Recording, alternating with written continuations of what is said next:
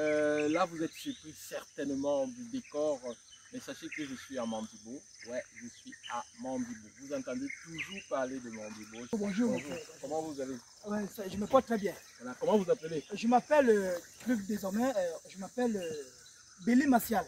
Voilà. Et tel que vous pouvez remarquer. Ici. Ouais. Et si nous pouvons presser au moins, pas moins de 15 fûts par jour. 15 fûts. 15, je dis bien 15 fûts par jour. Et un fût, c'est environ combien de litres? Un fût, c'est environ, bon, plus, en fait, je ne sais pas, c'est que je peux dire. 15 fûts. Un fût peut être dans les 50-60 litres. Non. Non. C'est plus? Un fût, c'est lorsqu'on dit deux bidons, c'est ouais, non. 44 litres. 44 litres. Un fût peut nous donner 44 litres. Donc environ 44 litres multipliés par 15. Merci beaucoup. Waouh, c'est énorme. Donc nous sommes pratiquement à 500 litres par jour. Merci beaucoup. Et avec ça, vous dites qu'on va mourir de famine en Afrique. Pardon de tromper vous les gars. Nous on mange bien ici. Et en plus de ça, cette eau là. Oui, là, cette eau, elle ne tarit jamais. Que vous voyez là. Non, elle ne tarit jamais. Elle ne tarit jamais. Elle ne tarit jamais. Okay. Vous voyez que vous avez vu vous-même. Ouais. Hein? Oui, nous sommes déjà à la phase. Hein? Oui. Voilà. Il n'y a pas de ça, voilà déjà la saison de pluie qui débute. Et quelles sont les difficultés que vous rencontrez ici en termes d'eau? En termes d'eau, surtout comme je peux dire, vraiment les mots me manquent. Je voulais vraiment dire que, vous savez, surtout le village où nous sommes là. Parce que, Mandibo. Et c'est présentement, nous sommes à Mandibo. Voilà. Surtout d'où nous sommes là, parce que nous avons des presses de part et d'autre. Oui. Nous avons des presses. Des presses d'huile. Des presses d'huile de part et d'autre. Oui. C'est-à-dire, et c'est plus présentement, là où nous sommes là, l'eau ne tarit pas ici. Mais cela ne veut pas dire que de l'autre côté, l'eau tarit de l'autre côté. L'eau tarit de l'autre côté. Maintenant, mais ici, là, comment vous vous ravitaillez en eau pour utiliser à la maison? Pour utiliser à la maison. Voilà! Est-ce que vous êtes obligé de venir toujours ici ou il y a d'autres options? À la maison, nous avons des problèmes tels que vous avez remarqué. Si vous braquez votre caméra, vous allez constater que nous sommes venus en véhicule. Oui, pour vous approvisionner en eau. Oui, à la maison, nous avons des problèmes. Mais à la presse, c'est possible. À la Donc, presse, il n'y a pas de problème. Ça veut dire que si on conçoit un système où peut-être on alimente l'eau à la maison, ce serait super parce que ça doit être très pénible là. Oui, bien sûr, ça serait super. Je vous assure, au quartier, au village. Est-ce qu'il n'y a pas des gens qui ont des fourrages? Est-ce qu'il n'y a pas des gens qui ont des fourrages dans le village? Non. Pratiquement, ici, chez nous, dans notre... Ou des puits? Des puits rares des quartiers. Il est encore possible de dire des châteaux. Des châteaux. Des châteaux. Mais là... On appelle les châteaux quoi? Qu'est-ce qu'on appelle les châteaux? Qu'est-ce que je peux dire? C'est pas le genre de château qu'on a creusé. Ce n'est pas ça. C'est les châteaux que ceux qui ont acheté des trucs, des gros réservoirs qui contiennent au moins 2000 litres. Donc ils puisent l'eau pour mettre dans le château. Quand il pleut, l'eau, la pluie, voilà. Je vous ai dit que les mots me manquent. Okay. Je suis tellement inondé de ce qui se passe, inondé de joie de ce qui se passe. Ce qui fait que quand je veux m'exprimer, les mots me manquent.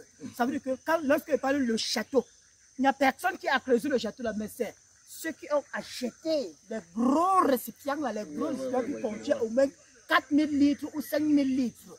Quand il pleut 3 jours ou 4 jours, l'eau remplit. Il y a environ combien de personnes qui vivent à Mandibo en permanence? Donc, nous avons peut-être... Juste un chiffre, hein, parce que vous n'avez jamais compté. Nous pouvons avoir quelque chose, nous pouvons avoir comme 250 personnes qui vivent sur place. Ok. Et après, il y a de la rotation. Voilà. Ok.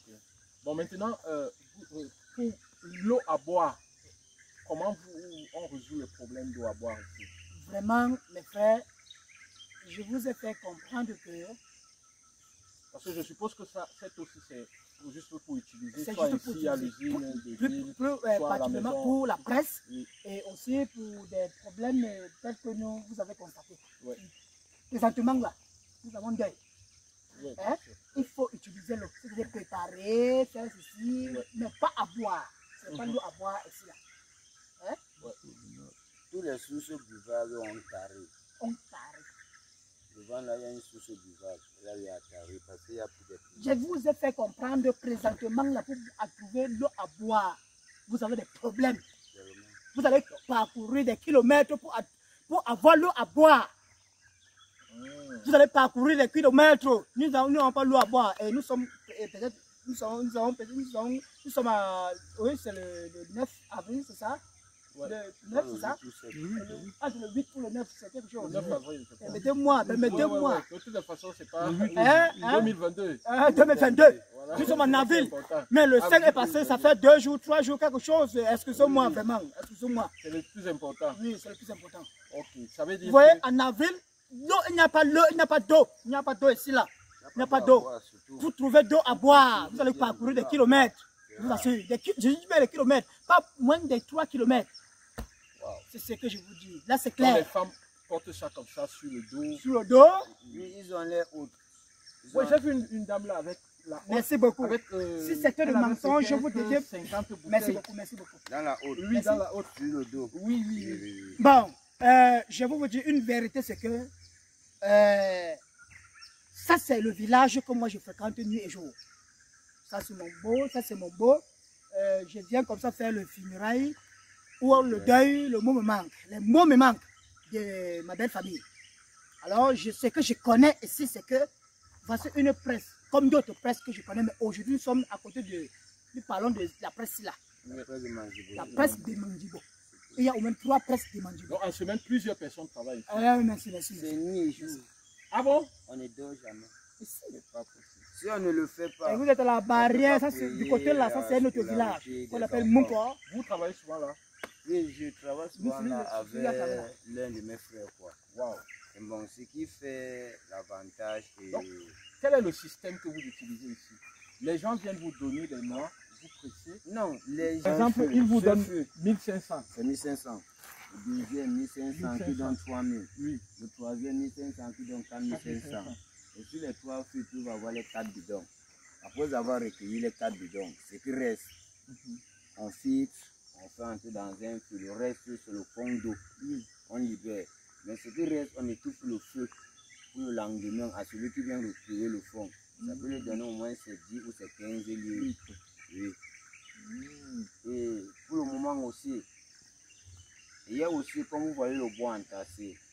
C'est le propriétaire de la presse qui réserve pour ses clients. Tu peux arriver que tu fais un bon client, si tu poses bien et puis te libérer en lui donnant un peu des sous. Un peu des sous. Donc quand ils donnent peut-être 4500 comme ça là, ils peuvent avoir quelle quantité d'huile? Non, sur les 3 fruits que tu remets 4500 au machiniste, oui. Il n'a pas besoin d'huile. Il n'a pas besoin d'huile. Son argent est son huile. C'est 4500. C'est tout. Il presse ta noix. Il presse ta noix. L'huile qui sort dedans, c'est ton huile. C'est ton huile. Ça peut te donner environ combien de litres? Bon, sur les 3 fruits, tu peux avoir bon, là, maintenant, 4 là, bidons. Ça dépend. Ça dépend de la noix que tu as. Oui, du type de la noix. Oui, parce que toutes les noix ne produisent pas la même quantité Il d'huile. y a le sauvage et il y a le sélectionné. Bon, supposons que c'est le sélectionné. Le sélectionné, sur les 3 fruits, tu peux avoir au moins 6 bidons. 6 bidons. Plus. Bidon de 20 litres. Oui, même si c'est 22. Bon, plus généralement, nous appelons bidon ici là. 22. C'est 22 litres qu'on nous appelons ici un bidon. Ok, donc tu peux avoir dans les 60, poussières. 65 litres, 66 litres. Exactement. Et tout. Oui. Waouh, intéressant. C'est un bidon chez nous. 22 litres qu'on appelle un bidon. Si comme ce que vous voyez là, si mes 12 fûts sélectionnés, il a au moins ces 380 litres. C'est sélectionné. Ça ne manque pas. Mais ceci, ce sont des noix sauvages. Et ça, ce sont des noix sauvages, comme vous voyez. Ceci sont des noix sauvages qu'on a eu à mettre au sol. Mais il n'y a pas eu une sélection et une science à ça. Je comprends. Oui. Wow, mais c'est intéressant. Et ça veut dire que ceux qui travaillent là, ils sont seulement là, ils attendent les propriétaires des noix qui viennent voilà avec. alors le mot. Et eux, ils font le travail. Ils font le travail pour prendre de l'argent. Ce qui reste maintenant à préparer l'huile. Après ça, on compresse ça dans la machine que vous voyez là. On recueille le fond là. On met dans le feu avec un peu d'eau. Maintenant, le propriétaire, le machiniste, n'a plus ton temps. Il rentre le. Oui, il a fini son travail. Tu restes maintenant faire ton devoir. Ok, super. On se retrouve très prochainement. Au revoir tout le monde et à très bientôt. Bye bye.